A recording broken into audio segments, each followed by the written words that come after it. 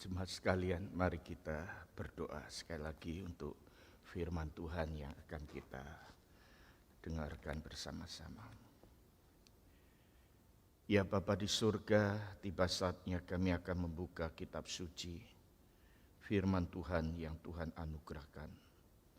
Berkatilah setiap kami ya Tuhan, walaupun kami mengikuti kebaktian ini dari tempat kami masing-masing karena terpaksa kami harus demikian. Dan kami percaya Tuhan ada di tengah-tengah kami, melawat setiap kami, dan firman-Mu tidak terbatas oleh apapun juga. Biarlah Roh Kudus sendiri yang berbicara pada setiap hati nurani kami. Biar di masa-masa pergumulan kami di waktu pandemik kami hadapi di masyarakat kami yang saat ini sedang lockdown, kami terus memohon belas kasihan-Mu. Inilah doa kami ya Tuhan. Kami mohon di dalam nama Tuhan Yesus Kristus. Bersabda, berfirmanlah kepada setiap kami. Kami siap mendengarkannya. Di dalam nama Tuhan Yesus berdoa. Amin. Saudaraku, kita pagi hari ini akan membaca bagian firman Tuhan dari Kisah Para Rasul pasal ke-8 ayat 1 sampai ke-8. Saya percaya bagian ini masih hangat karena di minggu-minggu yang kita lewati ini kita belajar dari teks ini, saudara sekalian. Biarlah melalui kebaktian pagi hari ini kita boleh disegarkan kembali melalui perenungan kita bersama-sama. Kisah Para Rasul pasal 8 ayat 1 sampai 8. Dikatakan Saulus juga setuju bahwa Stefanus mati dibunuh. Pada waktu itu mulailah penganiayaan yang hebat terhadap jemaat di Yerusalem. Mereka semua kecuali rasul-rasul tersebar ke seluruh daerah Yudea dan Samaria. Orang-orang saleh menguburkan mayat Stefanus serta meratapinya dengan sangat. Tetapi Saulus berusaha membinasakan jemaat itu, dan ia memasuki rumah demi rumah dan menyeret laki-laki dan perempuan keluar dan menyerahkan mereka untuk dimasukkan ke dalam penjara. Mereka yang tersebar itu menjelajah seluruh negeri itu sambil memberitakan Injil. Dan Filipus pergi ke suatu kota di Samaria dan memberitakan Mesias kepada orang-orang di situ. Ketika orang banyak itu mendengar pemberitaan Filipus dan melihat tanda-tanda yang diadakannya, mereka semua dengan bulat hati menerima apa yang diberitakannya itu. Sebab dari banyak orang yang kerasukan roh jahat, keluarlah roh-roh itu sambil berseru dengan suara keras. Dan banyak juga orang lumpuh dan orang timpang yang disembuhkan. Maka sangatlah besar sukacita dalam kota itu. Sampai sedemikian jauh pembacaan firman Tuhan. Saudara-saudara, temanya pagi hari ini perenungan kita saya ambil dari teks ini adalah krisis dan kesempatan. Saudara sekalian, kita melihat dan menyaksikan kitab demi kitab ataupun bagian buku demi buku dari kitab suci kita. Kalau saudara memperhatikan bagian Kisah Para Rasul pasal 1 sampai terakhir, saudara-saudara, ini adalah sebuah kitab yang unik, saudara. Kenapa unik, saudara-saudara? Karena menceritakan bagaimana kita bisa melihat dari pasal yang ke-1, ketika Tuhan Yesus mati dan bangkit pada hari yang ketiga, Yesus naik ke surga. Ketika Yesus naik ke surga, dia mengutus murid-muridnya dan memberikan janjinya. Bahkan dia memberikan pencurahan Roh Kudus pada saat itu, saudara. Yang dikenal dengan hari Pentakosta. Bapak Ibu saudara sekalian, di bagian yang kita baca ini, saudara-saudara, ketika kita menyaksikan bagaimana Injil itu yang ada di tengah-tengah Yerusalem, mereka tersebar melalui pekabaran Injil ke kota-kota yang lain, ke tempat-tempat yang lain.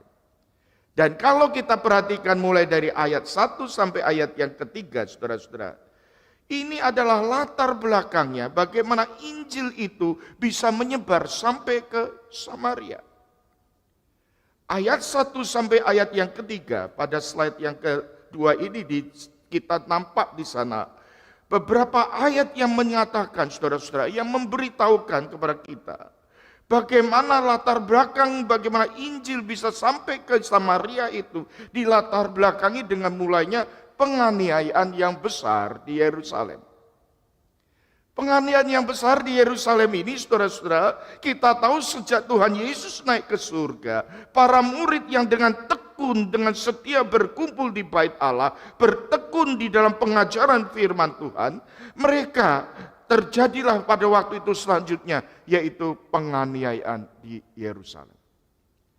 Bapak Ibu Saudara sekalian, apa yang terlintas dalam pikiran kita ketika kita mendengarkan kata penganiayaan, saudara? Apa yang kita pikirkan, saudara-saudara?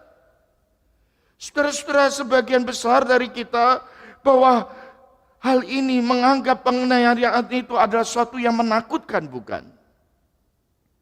Penganiayaan itu ada sesuatu yang mengerikan. Kalau bisa sebisa mungkin kita hindari, bukan? Kalau boleh kita berdoa selalu pada hari ini, kita menyatakan doa-doa kita, jangan sampai terjadi penganiayaan, saudara. Namun masalahnya, saudara-saudara, di dalam setiap tempat, di dalam sejarah perjalanan, sejarah kehidupan dunia ini, saudara, ada waktu-waktunya, ada tempat-tempat, bahkan ada negara-negara yang mengalami penganiayaan. Artinya menghadapi krisis. Saudara sekalian, tentu kita berdoa supaya kita dihindarkan dari semua krisis yang ada. Namun saudara-saudara, kita melihat di bagian di sini, saudara-saudara, jemaat Yerusalem mengalami penganiayaan yang tidak bisa dihindarkan. Kisah Para Rasul pasal yang ke-8 ini menceritakan bagian ini. Dan sekaligus ini menjadi satu titik balik atau turning point dari sejarah kekristenan yang perlu kita perhatikan, yang penting kita perhatikan.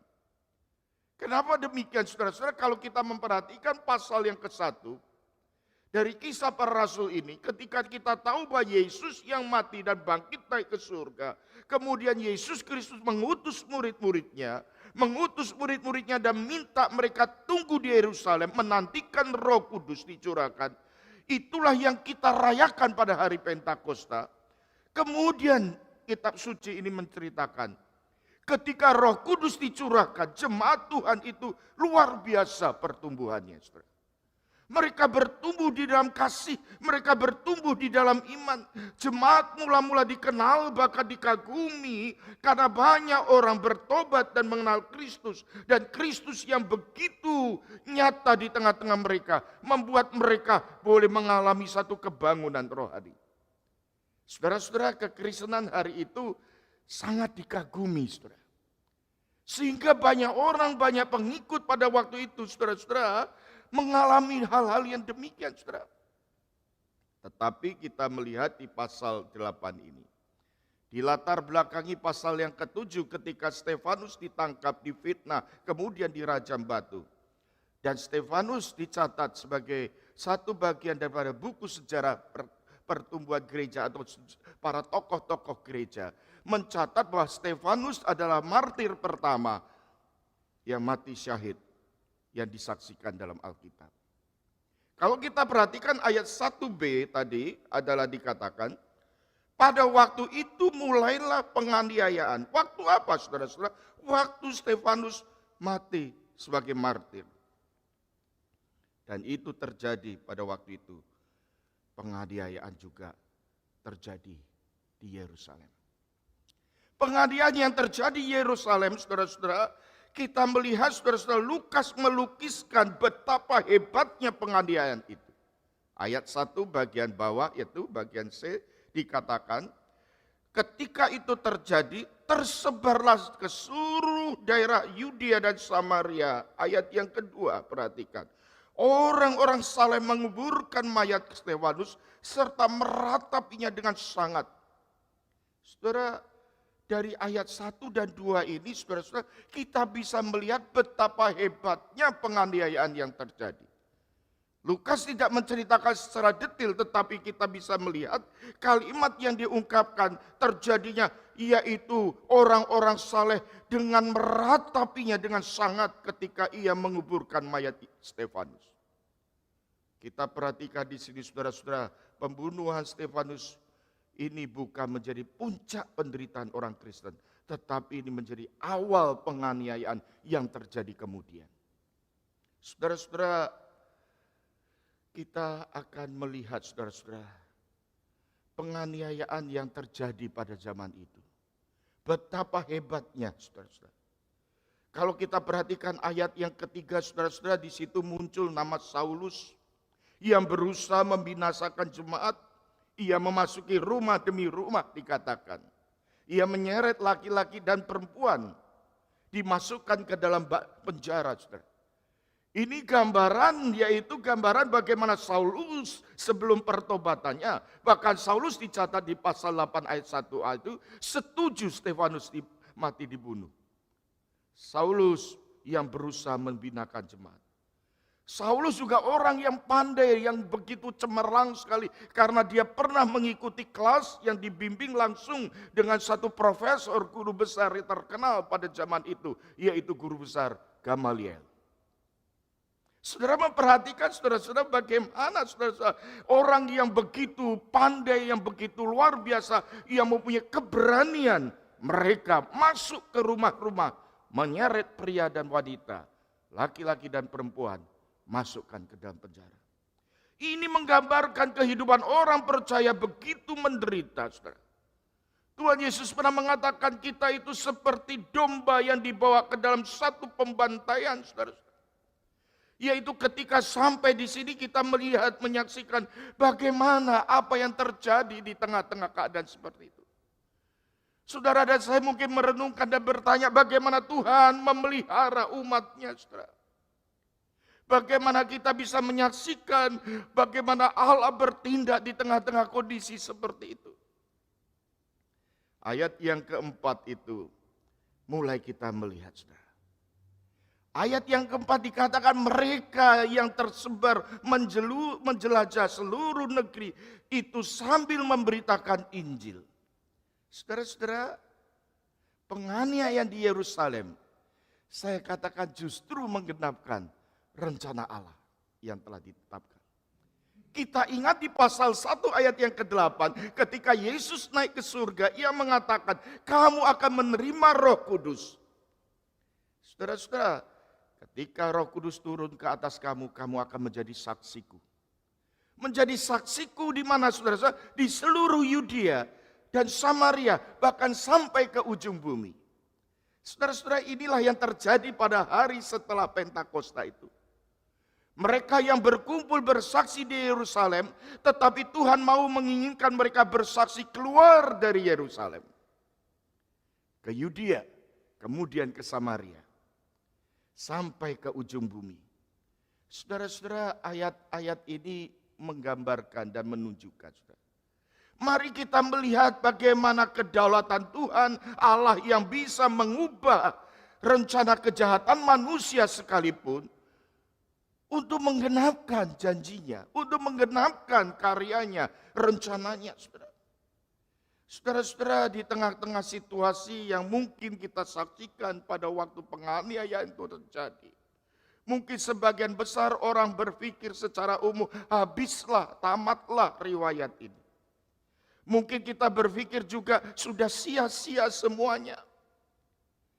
Tapi justru lewat penganiayaan itu, Tuhan pakai untuk memperluas pekabaran Injil.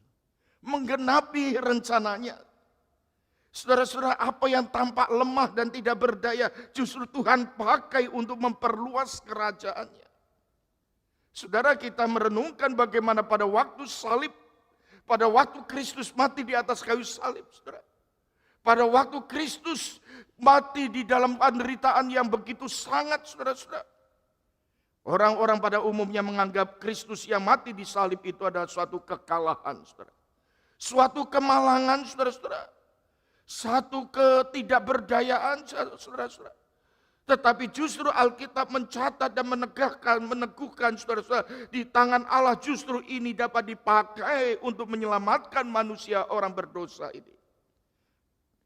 Menyelamatkan dari konsekuensi dosa, yaitu hukuman yang kekal. Demikianlah saudara-saudara berkenaan dengan penganiayaan yang dipandang yang terjadi pada waktu itu, yang menganggap kekristenan itu sudah kalah, sudah lemah, sudah habis. Tapi justru Tuhan memakai kejadian ini untuk menggenapkan rencananya. Saudara-saudara, bagian ini menunjukkan pelajaran selanjutnya bagi kita. Bagaimana Injil itu dapat tersebar luas, saudara-saudara. Ayat yang ke-5 sampai ayat yang ke-8, saudara-saudara, ketika mereka tersebar memberitakan Injil, maka salah satu contoh yang diambil di sini adalah yang bernama Filipus. Saudara-saudara, dikatakan Filipus itu pergi ke Samaria memberitakan Mesias. Saudara-saudara, terjemahan lain saudara-saudara itu adalah dikatakan Filipus memberitakan Kristus, memberitakan Sang Kristus kepada orang-orang di situ. Diteguhkan, dikonformasikan pemberitaan Injil itu dengan mujizat-mujizat yang terjadi pada saat itu. Dengan tanda-tanda sehingga mereka dengan bulat hati menerima Kristus yang diberitakan itu. Mujizat apa yang dilakukan Filipus? Dikatakan bagian firman Tuhan ini pengusiran setan terhadap orang-orang yang kerasukan roh jahat. Penyembuhan terhadap orang-orang yang timpang dan yang lumpuh. Sehingga ayat 8 itu dikatakan, maka sangatlah besar sukacita di dalam kota itu. Saudara-saudara, mengapa mereka bersukacita? Karena ada Kristus, dan Kristus yang diberitakan Kristus itulah yang diterimanya, yang membawa besarnya sukacita di kota itu. Saudaraku yang dikasihi Tuhan, sangat luar biasa.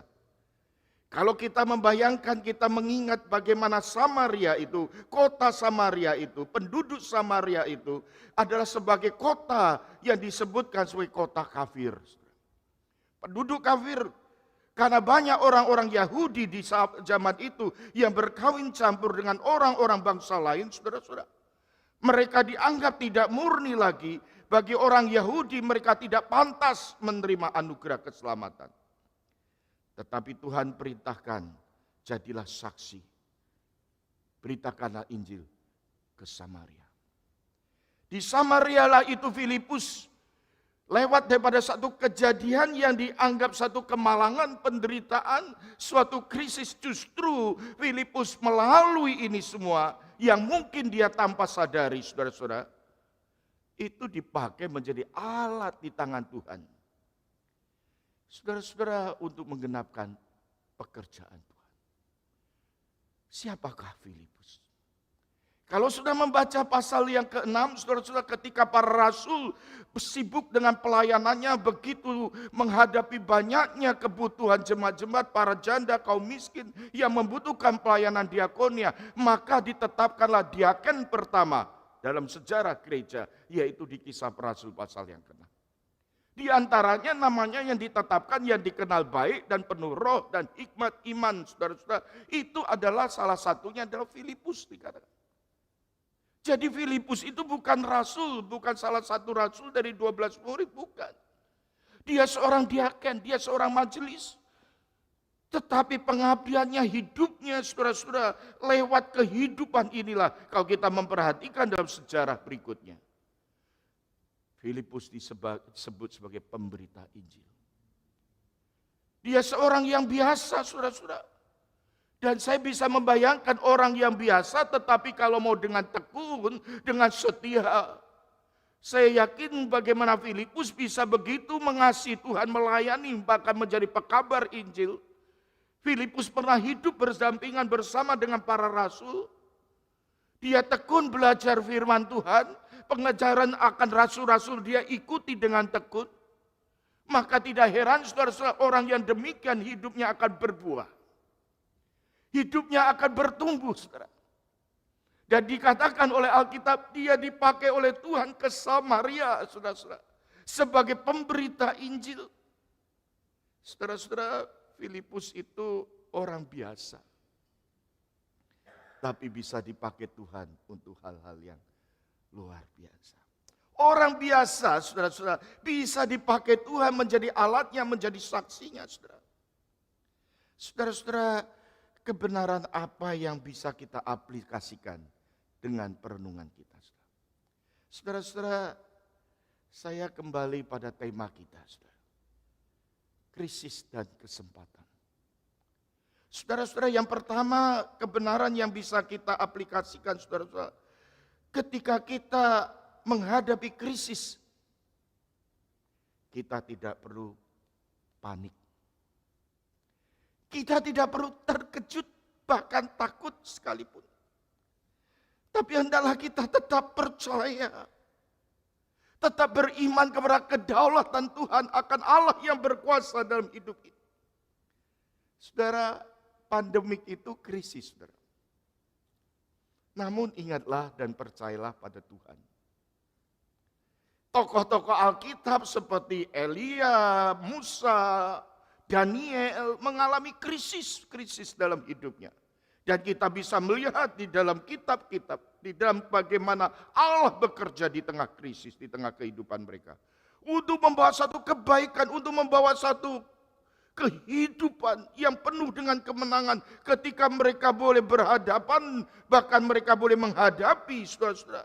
Mereka melangkah dengan mantap, melangkah ke depan.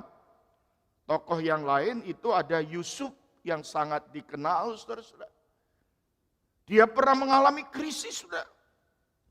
Dari mulai pada waktu dia dikhianati sebagai anak yang disayangi orang tua, dibenci oleh saudara-saudaranya. Sampai pada waktu krisis yang dihadapi Yusuf ketika dia menjadi budak pekerja di tengah-tengah keluarga Potifar yang difitnah oleh istri Potifar. Krisis yang dihadapi ketika Yusuf masuk ke penjara tanpa salah, dia dihukum di sana. Tapi kita melihat perjalanan Yusuf akhirnya sampai pada waktu dia menjadi Perdana Menteri di Mesir. Saudara melihat, saudara-saudara, salah satu Yusuf di sini kita bisa melihat bagaimana Tuhan menyertai Yusuf di tengah-tengah krisis demi krisis yang dihadapi. Saudara, tokoh yang lain yang kita lihat tadi saya sebutkan Musa. Itu berkaitan dengan bangsa Israel, umat Allah ketika menghadapi satu krisis yang besar di Mesir. Ketika mereka menghadapi satu desakan dari mata musuh. Ketika mereka menghadapi Laut Merah. Ketika mereka menghadapi satu krisis yang akan membuat mereka binasa. Tapi justru Tuhan menunjukkan kuasa kedaulatan. Saudara bisa melihat kisah yang sangat personal sekali ketika saya merenungkan bersama saudara-saudara kita di waktu kita menghadapi pergumulan. Saudara, saya melihat bagaimana seorang yang bernama Ayub. Ayub yang dikenal sebagai orang yang saleh, yang beriman, saudara. Ketika dia kehilangan keluarganya. Ketika dia kehilangan kekayaannya. Ketika ia kehilangan kesehatannya. Ketika ia kehilangan statusnya.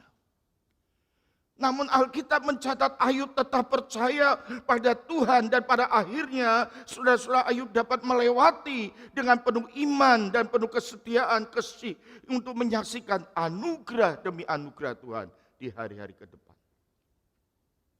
Tuhan Yesus mengatakan kepada kita, kita itu seperti domba yang diutus di tengah-tengah serigala.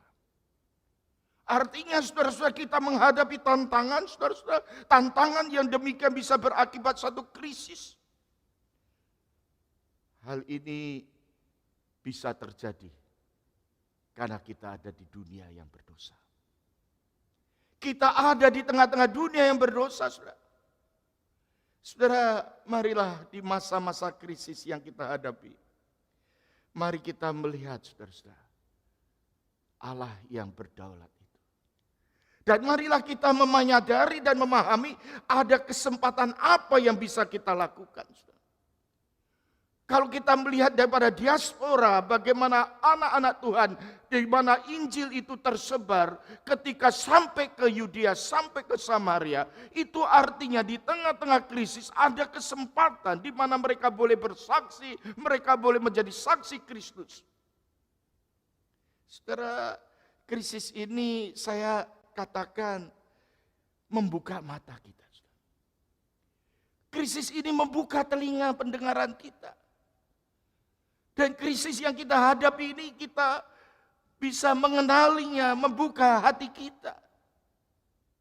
Ketika kita ada di tengah-tengah dunia hari ini yang penuh dengan krisis ini, saudara-saudara, yang membawa kita kepada ketidakamanan, kekurangan, saudara-saudara. Tetapi ini sekaligus dapat menyadarkan kita untuk mengenali siapakah diri kita. Sehingga kita boleh menjadi orang-orang yang sadar kita itu lemah. Kita disadarkan kita perlu rendah hati di hadapan Tuhan. Dan yang kedua, saudara-saudara, kadang-kadang apa yang tampaknya tidak mungkin, ini menjadi satu kenyataan, saudara-saudara. Karena krisis yang kita hadapi. Sesuatu yang impossible kelihatannya, justru kita akan belajar bagaimana iman itu akan bertumbuh di tengah-tengah krisis itu. Saudara sekalian, krisis itu dapat menerobos dalam status quo kita, dalam status convergence kita, ada di zona nyaman kita. Ada kalanya termasuk gereja membutuhkan krisis untuk mengubah cara pandang kita, untuk mengubah tantangan itu menjadi satu kesempatan. Jadi setiap krisis itu ada kesempatan. Ada kesempatan apa yang kita kerjakan, saudara? Dalam satu istilah Mandarin itu menarik sekali, saudara-saudara. Itu ada dua kata yang disatukan, yaitu wei qi. Wei yang berkepanjangan weisien, bahasa, bahaya. Ketika menghadapi kebahayaan itu, saudara-saudara, ada qi. Saudara-saudara, kata bahaya dan kata kesempatan inilah yang disatukan. Weci. Saudara-saudaraku, ketika kita menghadapi krisis itu datang, apa yang kita harus lakukan, saudara? Kesempatan apa yang perlu kita pegang dan kita kerjakan? Saya melihat di pasal yang ke-8 ini, saudara-saudara, jemaat mula-mula mendapatkan kesempatan untuk bersaksi keluar dari Yerusalem. Keluar dari Yerusalem, saudara-saudara. Dan Injil itu yang menjadi pusat hidupnya, yang menjadi sesuatu yang paling berharga, yang paling penting, yang paling vital dalam hidup ini, saudara-saudara. Injil itulah yang menjadi gaya hidup mereka. Ketika Roh Kudus mengurapi mereka, ketika mereka hidup sebagai jemaat Tuhan, kesaksian mereka begitu menarik sekali, saudara-saudara. Saudara-saudara, mereka bersaksi di tengah-tengah keadaan yang kelihatannya tidak memungkinkan. Saudara-saudara, kenapa sampai mereka begitu antusias untuk bersaksi tentang Injil? Karena Injil itu saya katakan tadi menjadi sesuatu yang paling terpenting, yang paling berharga, saudara-saudara. Saudara-saudara, kehidupan jemaat mula-mula kita bisa melihat, saudara-saudara, antara hidup dan Injil itu tidak terpisah, saudara. Hidup dan Injil itu tidak terpisahkan dari kehidupan mereka sehari-hari, saudara. Begitu natural sekali, begitu naluri sekali, begitu normal sekali, begitu alamiah sekali, saudara-saudara. Mereka menjalankan kehidupan dan menyaksikan kehidupan mereka. Menjadi saksi itu demikian. Bersaksi tentang Injil itu jangan kita sempitkan, saudara-saudara, yaitu ketika orang yang bisa membawa traktor, brosur, pergi ke stasiun, pergi ke kompleks-kompleks perumahan, pergi ke terminal, pergi ke jalanan untuk memberitakan Injil, memberitakan traktat. Tidak salah dan itu baik. Tetapi memberitakan Injil bukan disempitkan dengan begitu. Memberitakan Injil adalah menjalankan kehidupan sesuai Injil.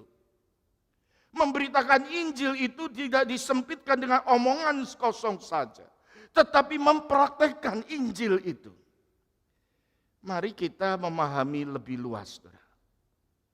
Melalui kehidupan ini kita menjalankan sesuai penempatan yang Tuhan tetapkan. Sehingga saya selalu berdoa kalau saudara menjadi seorang guru, jadilah seorang guru yang sungguh-sungguh Injili. Yang hidup dengan sesuai dengan Injil itu. Sebagai seorang pedagang, sebagai seorang pengusaha.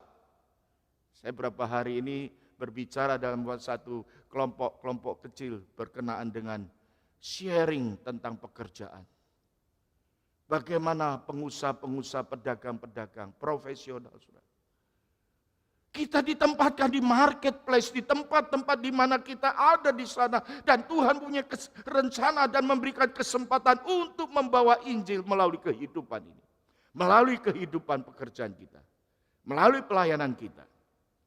Saudara yang ditempatkan sebagai pelajar, sebagai student, sebagai mahasiswa. Mari kita sadari bahwa Tuhan utus saudara di tengah-tengah lingkungan seperti itu. Bawalah Injil. Bapak Ibu saudara sekalian yang kita ada dalam kehidupan rumah tangga, saudara-saudara. Kemarin kita mengikuti satu webinar yang sangat memberkati sekali. Saya dibukakan satu wawasan bagaimana kondisi kita hari ini, saudara. Akibat pandemik itu merasuk membuat dampak-dampak yang tidak berakibat baik. Banyak yang buruk juga terjadi dalam kehidupan rumah tangga. Saudara-saudara, kita dipanggil untuk menjadi saksi di tengah-tengah situasi seperti itu. Di tengah-tengah masyarakat umum, saudara-saudara, dunia kita sedang menghadapi satu dunia yang boleh dikatakan politik, saudara-saudara. Negara-negara masing-masing mempunyai politik sendiri, mempunyai ideologi sendiri, saudara. Tetapi bagaimana kekristenan itu berbicara, bagaimana Injil itu dapat menembus dari lapisan-lapisan ke masyarakat demi masyarakat, saudara. Ini diperlukan, disadarkan, saudara-saudara. Kita tidak boleh sempit di dalam memahami tentang pemberitaan Injil. Melalui kehidupan. Kesaksian ini ada suatu kehidupan yang sangat potensial sekali. Saudara-saudara, Yesus yang telah mati dan bangkit adalah Yesus yang hidup di dalam kehidupan kita. Yesus yang telah menyerahkan di atas kayu salib, dia menderita mati untuk pengampunan dosa kita semua, saudara. Orang yang berdosa yang mempunyai akibat konsekuensi hukuman, dia telah tebus. Saudara-saudara, pada akhir ini, saudara-saudara, mari kita perenungkan bagaimana hati kita. Adakah kita memiliki Kristus? Dan Kristus yang telah mati dan bangkit, Kristus yang mengasihi saudara dan saya, Kristus yang menjadi Tuhan kita, dia menjadi Raja hidup kita. Hendaklah ini tidak terpisahkan dengan seluruh aspek hidup kita. Marilah kita berdoa minta Roh Kudus membuka hati kita. Dan kita boleh percaya sepenuhnya. Krisis dan kesempatan. Ada satu kata kunci. Percaya pada Allah yang berdaulat. Allah yang berkuasa. Kiranya Tuhan memberkati kita. Amin.